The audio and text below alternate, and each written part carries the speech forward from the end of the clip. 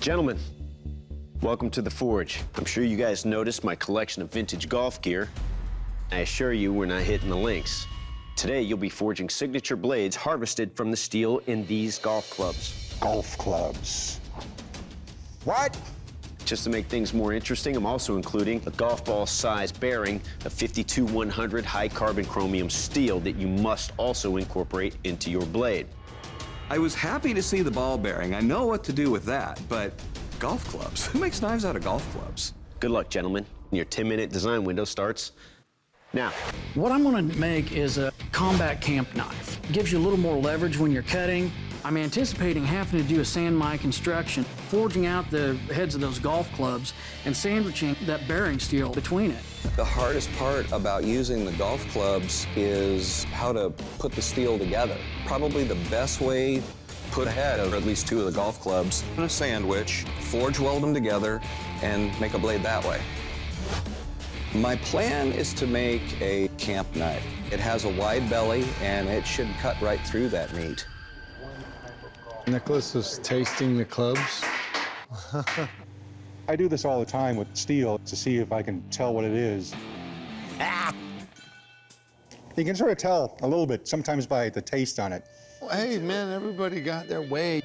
The head is probably the most usable object because the shaft seems to be mild steel, not a high carbon steel.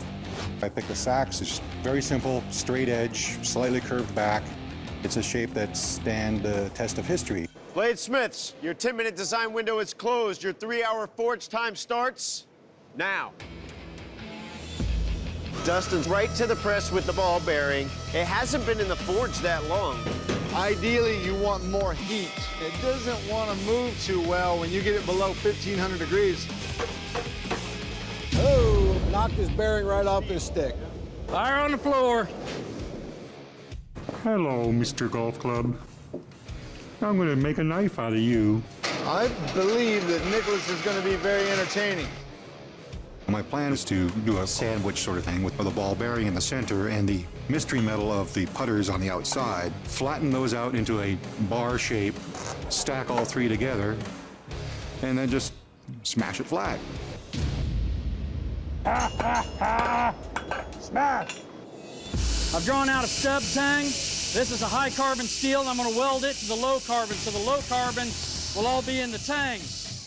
Now, Dustin needed a high carbon steel billet and a low carbon steel. He's gonna attach them at this juncture. As long as it's forge welded together, it should be just fine. Steven's got his steel forge welded together, and he's drawing out his piece really nice. It's looking great. I'm thinking, hey, you know, looks like I got a good weld. Nope, it just popped up on the end. Did you see that? I'm going to cut off those little B-lambs that run across the blade. Hopefully that's going to fix this. I think that's a smart move. God willing. The blade basic shape is all there. Rather than having to drill the holes after it's probably hardened, I'm punching the holes for the scales for the tang. Look at that, look at that. We have holes being drifted. Drifting holes is not the easiest thing on the planet to do well. Those are skills you develop over a lot of time. The anvil's made for hobbits. Yeah! One time I got the advantage. I've got my forge welding done. The tang took, it's a little thinner than what I wanted it to be at that junction. But this will work. At this point, I've got to get the blade hardened. If it's not hardened, it's not a blade. Fire in the hole! Look at Dustin's junction right now. You've got two pieces of material coming together at what is the thinnest spot on that entire blade. For a log chop, that could possibly be a catastrophic failure. We're gonna do a little old-fashioned heat treating. So I'm heating this edge up with the torch, and I'm seeing those little B-lambs. B-lamb City. Woo! And I'm just praying that they aren't gonna come apart further in testing. That's the very thing that can send you home. Steven is quenched. Dustin has quenched. Nicholas has quenched. The fires of Mordor over there. 3, 2, 1. Bladesmiths, drop your tools, shut down your machines. Gentlemen, this is the strength test. I'll be testing the strength and durability of your knives by chopping into this piece of wood 10 times. Steve, are you ready? Absolutely. You better be. I've looked at my blade, I've looked at the other blades. I know the type of blade that I've made is a very good chopping knife, so I'm confident this blade is going to perform well.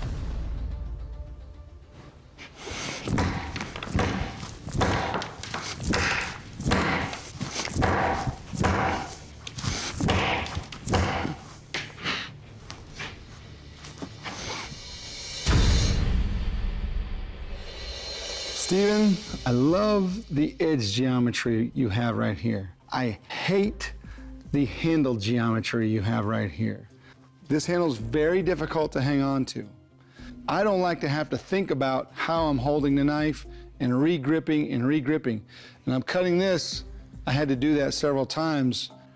But it cut, it's sharp, there's no damage to the edge. Nicholas, you're next.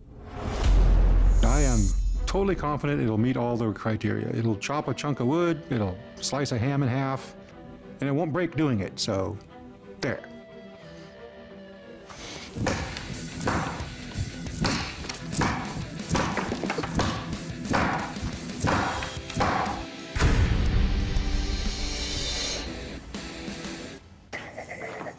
Well, Nicholas, there's no damage to your edge. But it is not my favorite shape that I've ever seen on a knife. Yeah. I appreciate that you put 3 lanyard pins in it, and I used this one for the lanyard, which worked good. However, your handle being very skinny makes it difficult to keep it from ratcheting out of my hand. And if it wasn't for that lanyard, it would have wiggled out. If we're designing a knife for chopping, I don't want to have to think about that. I just want to let the tool do the work. But it was sharp, there's no damage. Overall, not bad. Dustin, are you ready? Hell yeah. All right. I feel pretty confident going into testing. I know my handle's strong, I know my blade's strong, but that junction between the blade and the tang itself worries me a little bit.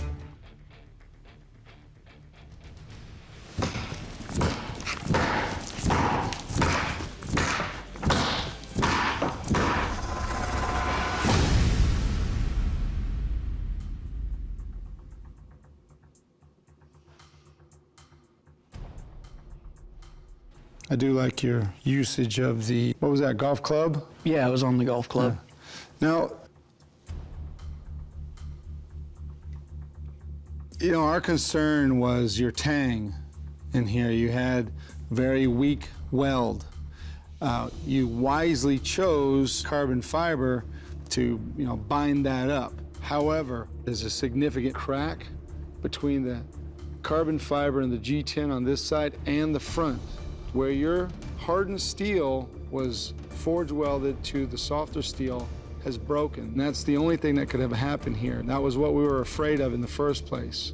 And it makes it unsafe to use. Fair enough. Dustin, due to the critical failure in your blade, we cannot continue with the testing. Therefore, I have to ask you to please leave the forge. Thank you.